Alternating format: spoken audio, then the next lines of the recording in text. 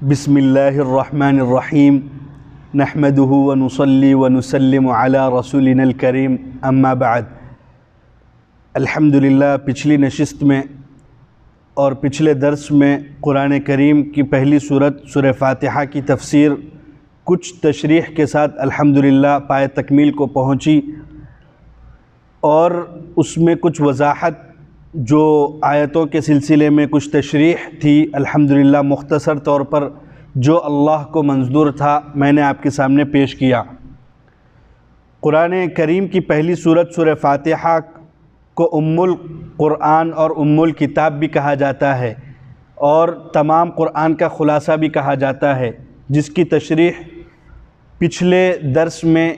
اور پچھلے دروس میں آپ نے ملاحظہ فرمائی ہے۔ ایک بات پچھلے درس میں یہ رہ گئی تھی کہ سورہ فاتحہ کے ختم ہونے کے بعد آمین کہنا مستحب ہے، تو آمین آہستہ آواز میں کہنا زیادہ مستحب ہے، واللہ اعلم۔ اب الحمدللہ انشاءاللہ ہم سورہ بقرہ کی کچھ تشریح اور کچھ ترجمے کے ساتھ اس کی کچھ تشریح اور کچھ وضاحت انشاءاللہ ہم اس درس میں سنیں گے۔ بسم اللہ الرحمن الرحیم۔ الف لام میم ذالک الکتاب لا ریب فیہ ھدی للمتقین۔ شروع اللہ کے نام سے جو بے حد مہربان ہیں، نہایت رحم کرنے والا ہے۔ الف لام میم، اس کتاب میں کچھ شک نہیں ہے، جو متقیوں کے لیے ہدایت، جو ڈرنے والوں کے لیے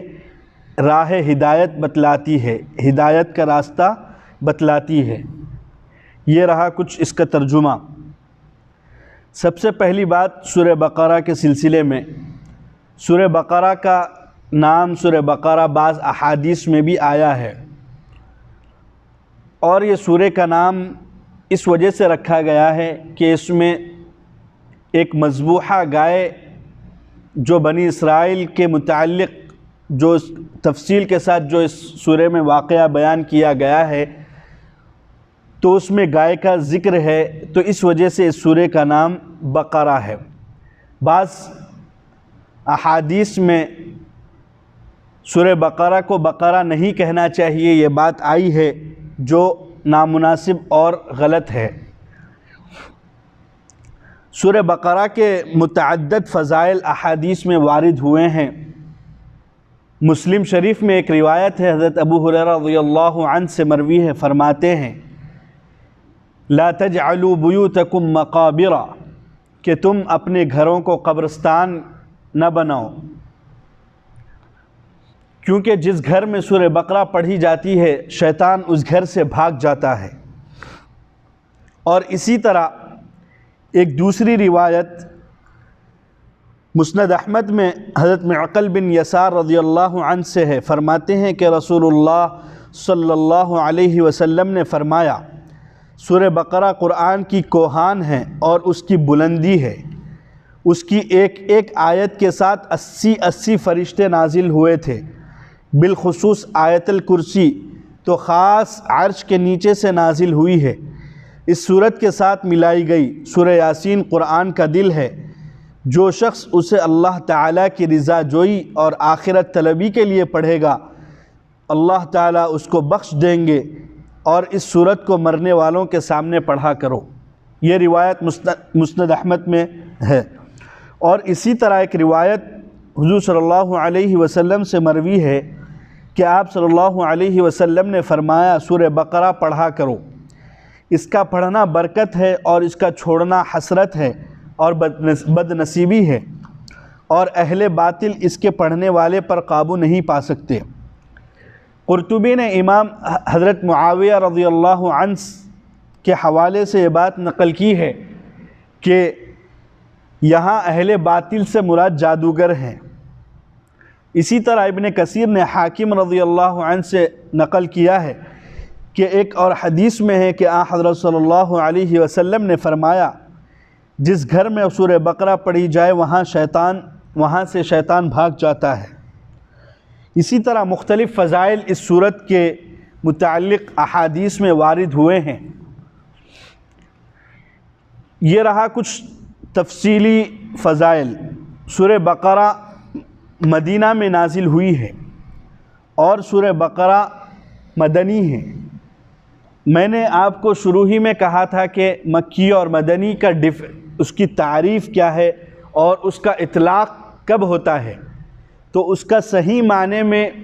مکی اس کو کہا جاتا ہے جو ہجرت سے پہلے نازل ہو، اور جو ہجرت کے بعد نازل ہو اس کو مدنی کہا جاتا ہے۔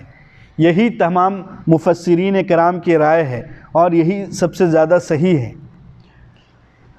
اور مدینہ میں جب آپ صلی اللہ علیہ وسلم تشریف لائے اس وقت سے سورہ بقرہ کی ابتدا ہوئی اور آپ صلی اللہ علیہ وسلم کی آخری عمر تک یہ صورت نازل ہوتی رہی، مختلف مراحل میں یہ صورت نازل ہوتی رہی۔ سب سے آخری حکم سود کا حکم نازل کیا گیا، اور اسی طرح اس کی ایک آیت ہے وَاتَّقُوا يَوْمًا تُرْجَعُونَ فِيهِ إِلَى اللَّهِ، یہ سن 10 ہجری میں 10 ذی الحجہ کو مینا کے مقام پر نازل ہوئی۔ اس کے کچھ 80-90 دن کے بعد آپ صلی اللہ علیہ وسلم اس دنیا سے رخصت ہو گئے۔ تو یہ صورت مدنی ہے اور اس کے بہت سے فضائل ہیں جو احادیث میں مذکور ہیں۔ سب سے پہلے الف لام میم، یہ تو سب کو معلوم ہے کہ یہ حروف مقطعات میں سے ہیں۔ مقطعات قطعن سے ہے یعنی کٹا ہوا، کیونکہ یہ حروف باقی حروف سے کٹے ہوئے ہیں، کیونکہ الف الگ ہے، لام الگ ہے، میم الگ ہے، اسی لیے ان کو حروف مقطعات کہا جاتا ہے۔ حروف مقطعات کے بارے میں بہت سے مفسرین کرام کی بہت سے اقوال منقول ہیں اور مختلف مذاہب ہیں۔ نمبر 1، سب سے پہلا مذہب یہ ہے کہ حروف مقطعات جو اوائل یعنی سورہ کے شروع میں آئے ہیں ان کے متعلق بہت سے بعض مفسرین نے یہ فرمایا کہ یہ ان سورتوں کے نام ہیں جس کے شروع میں یہ حروف مقطعات آئے ہیں۔ نمبر 2، بعض نے فرمایا یہ اللہ تعالیٰ کے کوڈ ورڈز ہے اور اسی طرح اللہ کے اسماء الہیہ کے رموز ہیں، لیکن تمام جمہور صحابہ اور تابعین اور علماء امت کے نزدیک سب سے زیادہ ان کے نزدیک سب سے زیادہ راجح یہی ہے کہ یہ حروف رموز اور اسرار میں سے ہے۔ رموز اور اسرار بہت ہارڈ ورڈ ہو گئے اردو کے لیے، تو اس کو ہماری آسان زبان میں جس کو ہم انگریزی کہتے ہیں اس کو کوڈ ورڈز کہہ سکتے ہیں۔ تو یہ تمام علماء کے نزدیک اور تمام صحابہ کے نزدیک راجح یہی ہے کہ یہ اللہ تعالیٰ کے کوڈ ورڈز ہیں جو اللہ تعالیٰ نے اپنے نبی پر اتارے ہیں، اور ہو سکتا ہے کہ نبی اس کے بارے میں جانتے ہوں، ہو سکتا ہے کہ نبی اس کوڈ ورڈز کے بارے میں جانتے ہوں اور اللہ تعالیٰ نے اس کوڈ ورڈز کی تبلیغ کے لیے آپ صلی اللہ علیہ وسلم کو منع کر دیا تھا۔ اور یہی تمام یہ باتوں کا خلاصہ امام تفسیر علامہ قرطبی رحمۃ اللہ علیہ نے بیان کی ہے، اور ابن کثیر رحمۃ اللہ علیہ نے بھی قرطبی وغیرہ سے نقل کر کے اسی مضمون کو راجح قرار دیا ہے کہ یہ حروف رموز اور اسرار میں سے ہے جس کا علم سوائے خدا تعالیٰ کے کسی کو نہیں، اور ہو سکتا ہے کہ رسول اللہ صلی اللہ علیہ وسلم کو اس کا علم بطور ایک راز کے دیا گیا ہو۔ یہ رہا الف لام میم کی کچھ وضاحت حروف مقطعات کی، اور اصل بات یہی ہے کہ اس میں اہل عقل رکھنے والوں کا اس میں امتحان ہے کہ بندہ اپنی عقل کی جو گھوڑے ہے کہاں تک دوڑاتا ہے، کیا وہ اپنے عقل کے مطابق فیصلہ کرتا ہے یا اللہ کے بتائے ہوئے منشا کے مطابق وہ فیصلہ کرتا ہے۔ تو اس سے مقصود بھی یہی ہے کہ اہل عقل جن کو اللہ تعالیٰ نے عقل دیا ہے، جن کو اللہ تعالیٰ نے اشرف المخلوقات بنایا ہے، ان کی عقل کا اللہ تعالیٰ امتحان لے کہ بندہ یا اپنے عقل کے مطابق فیصلہ کرتا ہے یا میرے منشا کے مطابق فیصلہ کرتا ہے، کیونکہ اللہ تعالیٰ کا قرآن مجید میں ارشاد ہے، سورہ آل عمران کی آیت ہے وَمَا يَعْلَمُ تَأْوِيلَهُ إِلَّا اللَّهُ، یعنی بعض احکام تو قرآن مجید میں بالکل واضح ہیں اور بعض احکام ایسے ہیں جو متشابہ ہیں۔ ان متشابہ کے قبائل میں سے یہی حروف مقطعات ہے کہ نہ اس میں کوئی ہمارے لیے دنیاوی فائدہ ہے، نہ اس میں ہمارے لیے آخرت میں کوئی پوچھ ہونے والی ہے کہ بھئی آپ نے حروف مقطعات کے معانی کو کیوں نہیں جانا۔ تو سب سے بہتر یہی ہے کہ ان حروف مقطعات کو جہاں تک مفسرین نے اور علماء امت نے بیان کیا ہے وہاں تک ہی ہم اس کو سمجھیں اور ان کے بیان پر ہم اکتفا کریں، اور اس سے آگے اپنی عقل کو کہ گھوڑے دوڑانا یہ خلاف ادب بھی ہے اور ایمان کے کمزور ہونے کی علامت ہے، بلکہ بعض مرتبہ ایمان کے حدود سے تجاوز کرنا بھی ہو سکتا ہے۔ تو یہ رہا حروف مقطعات کے بارے میں کچھ تفصیل۔ ذَلِكَ الْكِتَابُ لَا رَيْبَ فِيهِ، وہ کتاب جس میں کوئی شک نہیں ہے۔ یہاں ہونا تو یہ چاہیے تھا کہ جو آپ کے سامنے قرآن موجود ہے اور یہ قرآن ہمارے ہاتھوں میں موجود ہے، ہونا تو یہ چاہیے تھا کہ ہذا اس میں اشارہ قریب اس میں استعمال کرتے، لیکن اللہ تعالیٰ نے ذالکہ کا لفظ استعمال کیا ہے۔ اس سے اس بات کی طرف اشارہ ہے کہ تم نے سورہ فاتحہ میں جس ہدایت کو طلب کیا تھا، ذالکہ لانے کا مطلب اور اس بات کی طرف اشارہ ہے کہ تم نے سورہ فاتحہ میں جس ہدایت کی تم نے دعا کی تھی اور جس ہدایت کا تم نے سوال کیا تھا، اللہ تعالیٰ اس کتاب میں اس ہدایت کو بیان کر رہا ہے، اور وہ ہدایت جو اس کتاب میں بیان کی گئی ہے اور یہ کتاب جس میں کوئی شک نہیں ہے، تو اللہ تعالیٰ اس کی طرف اہدنا الصراط المستقیم کی طرف اشارہ کر رہا ہے کہ اللہ تعالیٰ سے جو تم نے ہدایت کی دعا مانگی ہے، اللہ تعالیٰ نے اس ہدایت کو اور اس ہدایت کے سوال کو اور اس ہدایت کے دعا کو اللہ تعالیٰ نے قبول فرمایا، اور اللہ تعالیٰ نے اس ہدایت کو اس کتاب میں بیان فرمایا۔ تو ذالکہ اس لیے ادھر لایا گیا ہے۔ کتاب اس کو کہتے ہیں جس میں حروف موجود ہوں، کیونکہ آپ صلی اللہ علیہ وسلم کے زمانے میں نے سب سے پہلی نشست میں حفاظت قرآن کے سلسلے میں کہا تھا کہ آپ صلی اللہ علیہ وسلم کے اوپر جب بھی کوئی وحی نازل ہوتی تو آپ صلی اللہ علیہ وسلم کاتبان وحی کو بلاتے، اور جو بھی چیز دستیاب ہوتی جیسے کہ پتے اور اسی طرح پتھروں کے سل اور اسی طرح چمڑے وغیرہ وغیرہ جو بھی مختلف چیزیں ہیں جو میں نے پچھلے اس میں وضاحت کر دی تھی، تو وہ جو بھی دستیاب ہوتا آپ اس میں لکھ لیتے۔ تو یہ چیز آپ صلی اللہ علیہ وسلم کے پاس کتابی شکل میں محفوظ تھی۔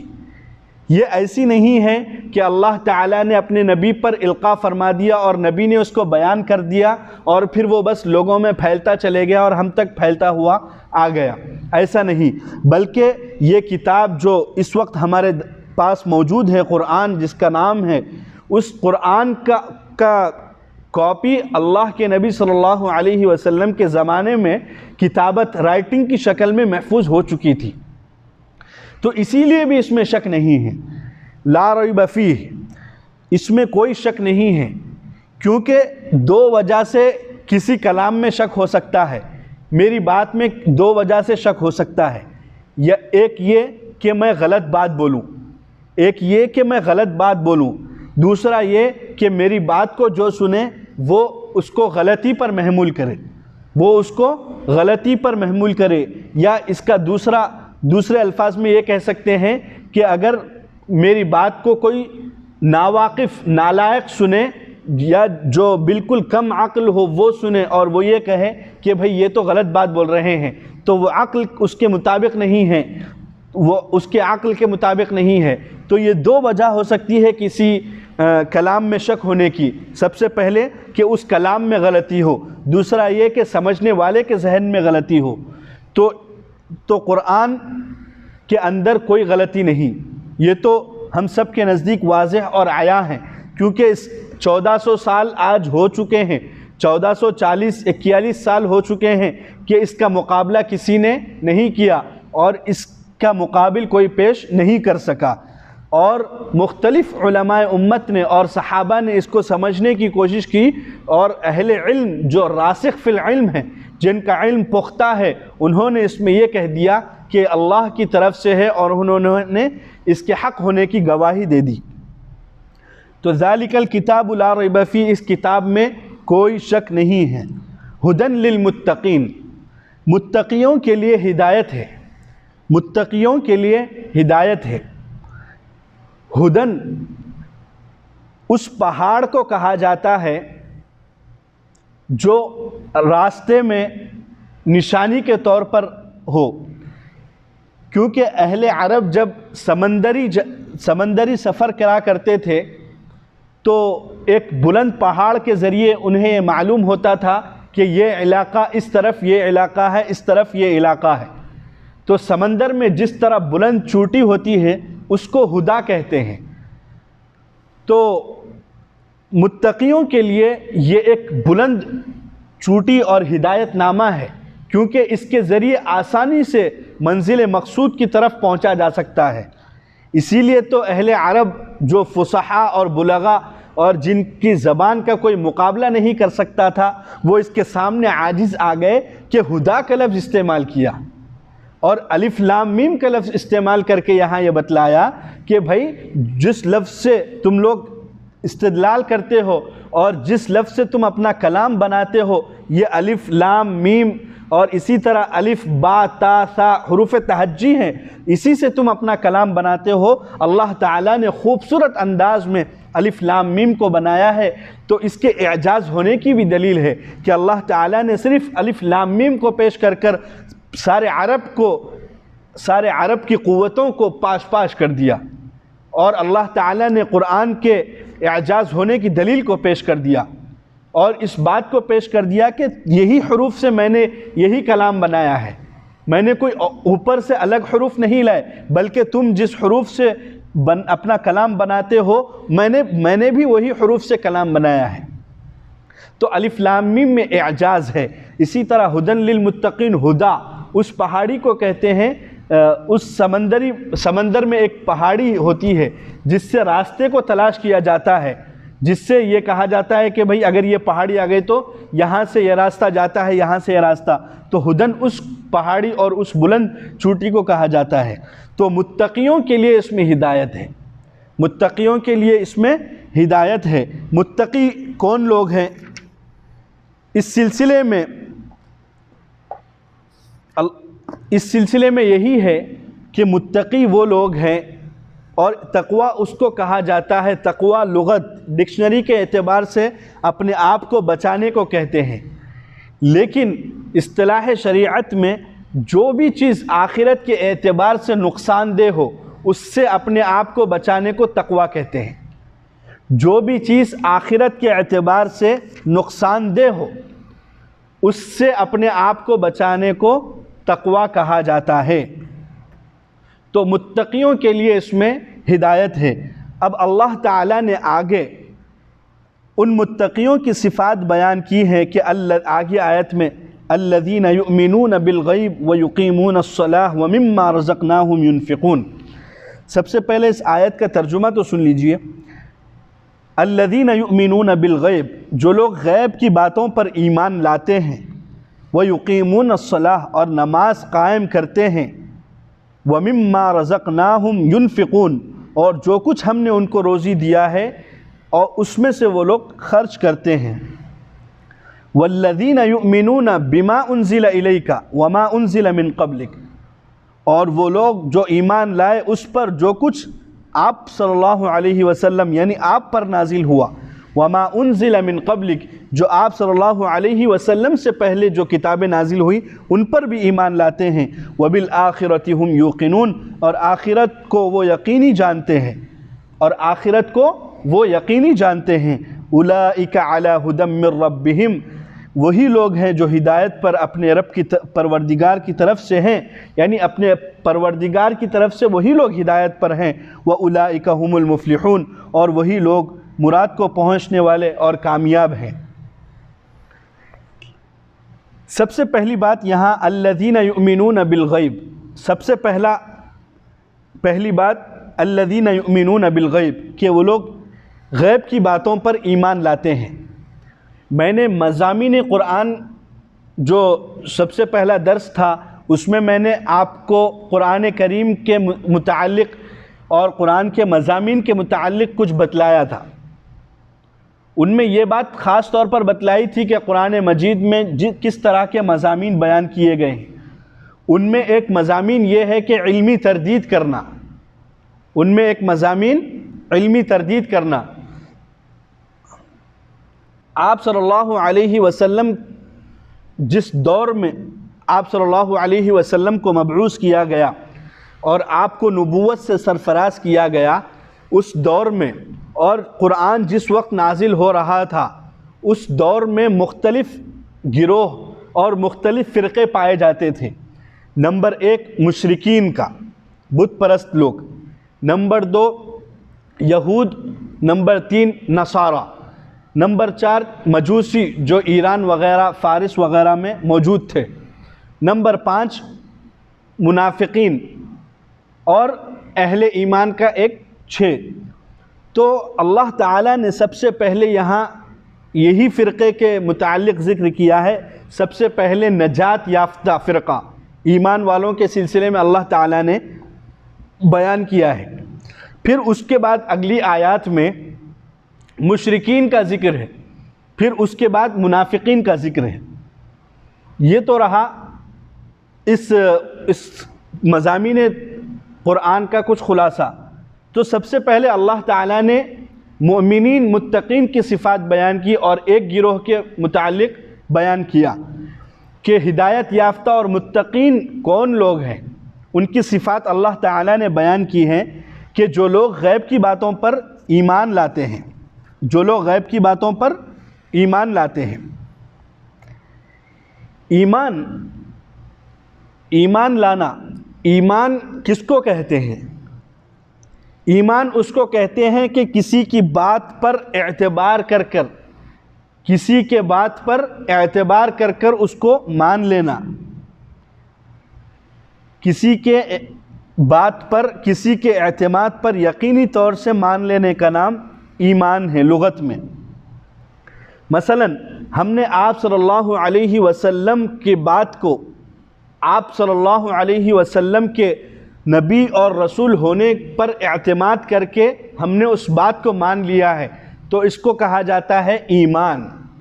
اس کو کیا کہا جاتا ہے؟ اس کو کہا جاتا ہے ایمان۔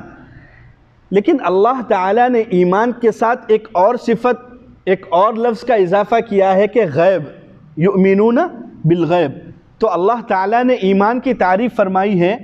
کہ صرف 2 لفظوں میں اللہ تعالیٰ نے اس کا بیان فرمایا ہے کہ لفظ ایمان اور غیب۔ اگر ہم یہ 2 معنی اگر سمجھ جائیں گے تو ایمان کی حقیقت کو اور اس کی تعریف کو ہمارے سمجھ میں آ جائے گی۔ سب سے پہلی چیز ہے ایمان۔ تو میں نے ایمان کے متعلق یہ فرمایا کہ کسی کے اوپر اعتماد کر کے وہ بات کو مان لینا۔ اب مثال کے طور پر اگر ہم کوئی شخص آ کر یہ کہے کہ کعبۃ اللہ کا غلاف کالا ہے، تو ہم نے اس کی بات کو مان لیا، ہم نے اس کی بات کو مان لیا، تو ہم اس کو ایمان لانا نہیں کہیں گے۔ کیوں؟ اس لیے کہ ہم نے اس کا مشاہدہ کر لیا ہے، ہم نے اس کو دیکھ لیا ہے۔ اسی طرح اللہ تعالیٰ نے غیب کا لفظ استعمال فرمایا ہے، یعنی ایمان والے وہ ہیں جو آپ صلی اللہ علیہ وسلم پر ایمان لائے اور ایسے ایمان لائے کہ آپ صلی اللہ علیہ وسلم نے ایسی باتیں ان سے بیان کی ہے کہ آخرت، جنت، دوزخ اور اسی طرح حشر اور اسی طرح قیامت کا برپا ہونا، مختلف چیزیں آپ صلی اللہ علیہ وسلم نے بیان فرمائی ہیں۔ تو انہوں نے وہ آخرت کی چیزوں کو اور جنت کو، جہنم کو، اسی طرح عذاب قبر کو، اسی طرح قبر کے اندر کے حالات کو نہیں دیکھا، لیکن پھر بھی وہ لوگ ایمان لے کے آئے، تو اس کو کہا جائے گا ایمان۔ اس کو کیا کہا جائے گا؟ ایمان کہا جائے گا۔ دوسرا لفظ ہے غیب۔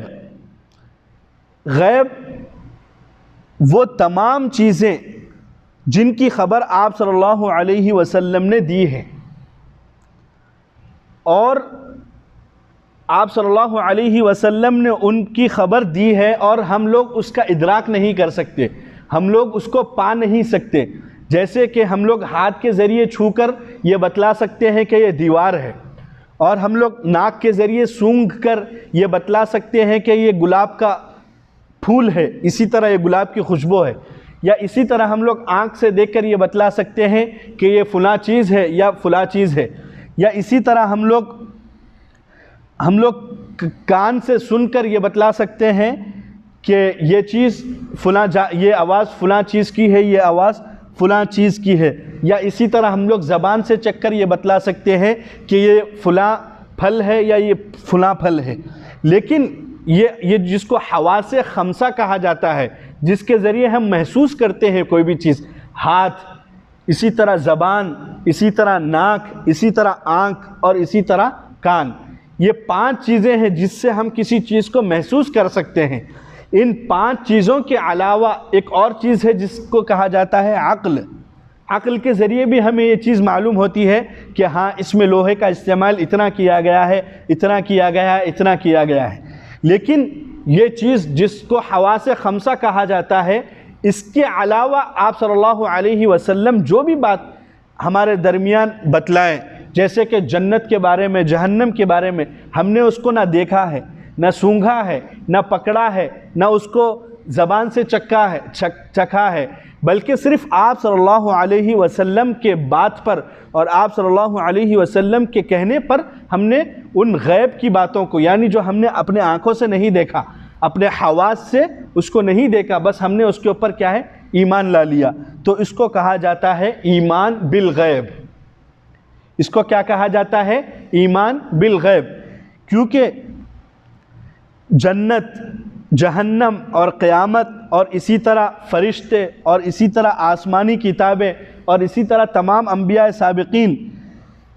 اس کو ہم نے دیکھا نہیں ہے آنکھوں سے، نہ حواس خمسہ سے ہم نے اس کو پہچانا ہے، نہ اس کو محسوس کیا ہے، لیکن پھر بھی ہم نے ان کے اوپر ایمان لایا، کیونکہ غیب کے لفظ میں یہ چیزیں داخل ہو گئیں کہ جو لوگ غیب کی باتوں پر ایمان رکھتے ہیں، تو غیب میں یہ تمام چیزیں آ گئی۔ الذین یؤمنون بالغیب، جو لوگ غیب کی باتوں پر ایمان رکھتے ہیں، ویقیمون الصلاۃ، اور نماز کو قائم کرتے ہیں۔ یہاں نماز کو اقامت کے ساتھ کہا ہے، یعنی نماز کو پڑھتے نہیں کہا بلکہ نماز کو قائم کرنا کہا ہے۔ تو یہاں مراد یہی ہے، اقامت صلاۃ سے مراد یہی ہے کہ تمام احکام اور تمام فرائض، تمام مستحبات، تمام سنن اور تمام واجبات کے ساتھ نماز کو ادا کیا جائے۔ نماز کو تمام واجبات کے ساتھ اور تمام مستحبات کے ساتھ تمام پہلوؤں کو مد نظر رکھتے ہوئے نماز کو قائم کیا جائے۔ صرف آ کر 2 ٹھونگے مارنا اور 2 سجدے کرنا، 4 سجدے کرنا، یہ مطلوب نہیں ہے، اور یہ اقامت الصلاۃ میں نہیں داخل ہوتا، بلکہ فرائض کا بھی اہتمام ہو، واجبات کا بھی اہتمام ہو، سنن کا بھی اہتمام ہو، اور اسی طرح مستحبات کا بھی اس میں اہتمام کیا گیا ہو، اور اس میں خشوع اور خضوع بھی موجود ہو۔ وَيُقِيمُونَ الصَّلَاةَ، اور نماز کو قائم کرتے ہیں۔ وَمِمَّا رَزَقْنَاهُمْ يُنْفِقُونَ، اور جو کچھ ہم نے ان کو دیا ہے اس میں سے وہ لوگ خرچ کرتے ہیں۔ جو کچھ ہم نے ان کو دیا ہے اس میں سے وہ لوگ خرچ کرتے ہیں۔ یہاں اس بات کی طرف اشارہ ہے کہ ہمارے پاس جو بھی مال، اسباب اور اسی طرح جو بھی دولت ہے وہ ہماری نہیں ہے، وہ ہماری نہیں بلکہ وہ اللہ کی عطا کردہ ہے، اللہ کی عطا کردہ ہے۔ رزقناہم، کہ ہم نے ان کو جو کچھ دیا ہے اس میں سے خرچ کرو۔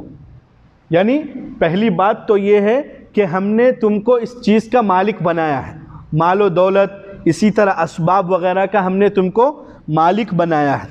دوسری چیز، تم خود ہی سے اس کے مالک نہیں بنے بلکہ ہم نے ان چیزوں کا تم کو مالک بنایا ہے۔ اور یہاں اللہ تعالیٰ نے مما کا لفظ استعمال فرمایا اور یہ فرمایا کہ ہم نے تم کو جو اتنا کچھ دیا ہے اس میں سے پورا بھی خرچ نہیں کرنا ہے، بلکہ صرف کچھ مال اور مختصر اور بالکل تھوڑا سا حصہ اللہ کی راہ میں خرچ کرنا ہے۔ تھوڑا سا حصہ کیا ہے؟ اللہ کی راہ میں خرچ کرنا ہے۔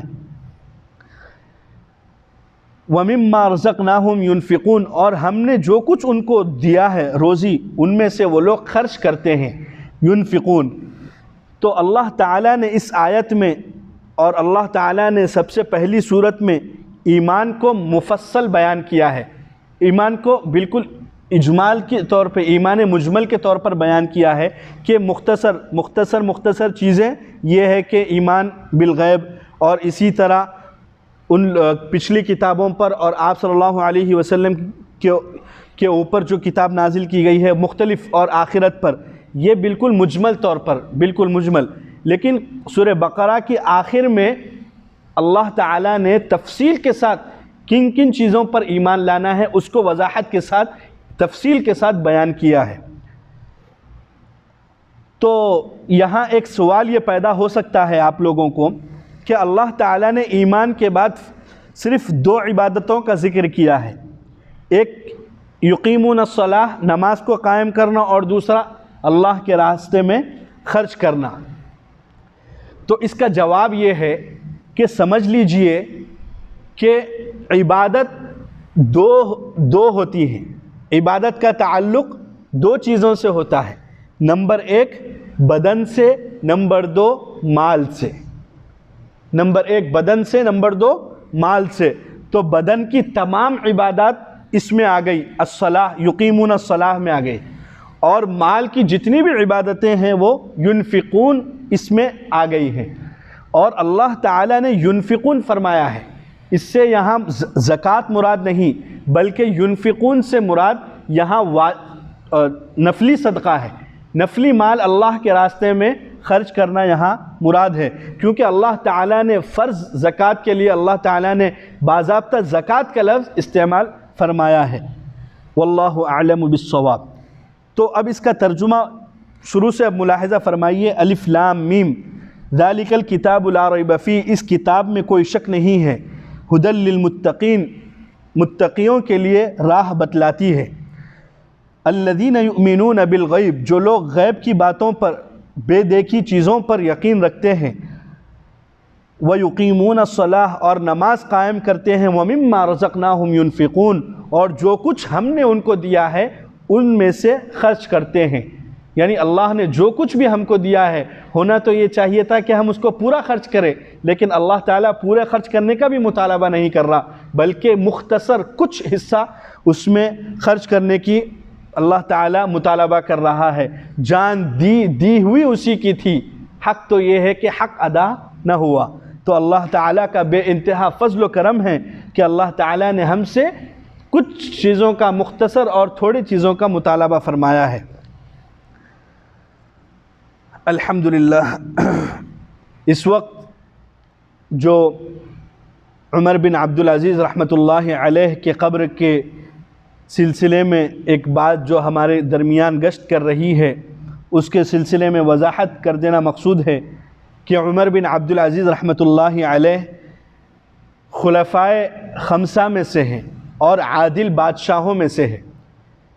امام ابو داود رحمۃ اللہ علیہ نے ایک روایت نقل کی ہے، قال سفیان الثوری الخلفاء خمس، ابو بکر وعمر وعثمان وعلی وعمر بن عبد العزیز۔ یعنی سفیان ثوری فرماتے ہیں کہ خلفاء، جس کو ہم خلفاء اربعہ کہتے ہیں، امام سفیان ثوری فرماتے ہیں کہ 5 خلفاء گزرے ہیں، ابو بکر، حضرت عمر، حضرت عثمان، حضرت علی اور حضرت عمر بن عبدالعزیز رحمۃ اللہ علیہ رضوان اللہ علیہم اجمعین۔ تو کچھ ذرائع سے یہ بات معلوم ہوئی کہ کچھ شیعوں نے آپ علیہ السلام کے قبر پر کچھ بیہودہ حرکت کی اور آپ جلانے کی کوشش کی، اور کیونکہ یہ بات مسلم ہے کہ شیعہ ازل سے ہمارے دشمن ہیں، شیعہ لوگ شروع سے ہمارے دشمن ہیں، اس میں کوئی شک نہیں ہے، اس میں صرف عمر بن عبدالعزیز رحمۃ اللہ علیہ کے بارے میں کوئی خاص فضیلت نہیں کہ بھئی ان کی قبر کی یہ لوگ اگر ان کی قبر کے ساتھ چھیڑ چھاڑ کرے اور کچھ غلط حرکت کرے تو ہم بولیں گے، نہیں، بلکہ ہر مسلمان کے ساتھ، ہر مسلمان کی قبر کے ساتھ اور ہر مسلمان کی میت کے ساتھ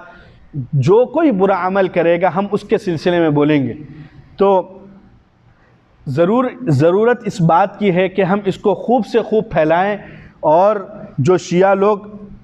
آپ علیہ السلام کے، آپ رحمۃ اللہ علیہ کے قبر کے ساتھ جو نامناسب حرکتیں کی ہیں، اللہ تعالیٰ اگر ان کے حق میں ہدایت ہے تو انہیں ہدایت عطا فرمائیں،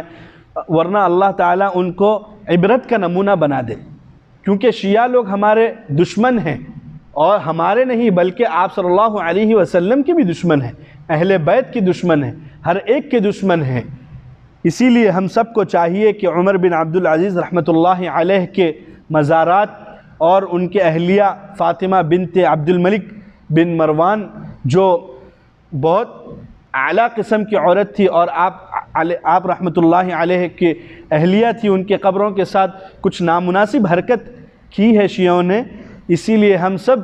تمام امت مسلمہ سے یہی درخواست کرتے ہیں کہ اس کے سلسلے میں آواز اٹھائیں، اور ظالمین اور حاسدین اور اسی طرح مکر و فریب کرنے والوں کے حق میں سب سے پہلے ہدایت کی دعا فرمائیں کہ اگر ان کے حق میں ہدایت ہے تو ہدایت عطا فرمائیں، ورنہ اللہ تعالیٰ ان کو عبرت کا نشانہ بنا دے۔ اللہ تعالیٰ سے دعا ہے کہ اللہ تعالیٰ ہماری اس تفسیر کو قبول فرمائے، حق بات کہنے کی، حق بات سننے کی، حق بات سمجھنے کی اور حق بات کو آگے تک پہنچانے کی توفیق عطا فرمائے۔ جنہوں نے بھی عمر بن عبدالعزیز رحمۃ اللہ علیہ کے مزارات اور ان کے قبور کے ساتھ اور ان کے اہلیہ اور ان کے مختلف خاندان کے قبور کے ساتھ جو بھی نامناسب حرکت کی ہے، اللہ تعالیٰ تو اس کا مالک ہے، تو ان کا معاملہ فرما، اور ان کے ساتھ اگر ہدایت ہے تو ہدایت نصیب فرما، ورنہ ان کو نشان عبرت بنا۔ اور تمام اے اللہ جو اس وبا پھیلی ہوئی ہے، اے اللہ اس وبا کو جلد سے جلد ختم فرما، اے اللہ ہمارے دعاؤں کو قبول فرما۔ جزا اللہ عنا محمدا ما هو اہلہ صلی اللہ علیہ وسلم۔ سبحان ربک رب العزت عما یصفون وسلام علی المرسلین والحمد للہ رب العالمین۔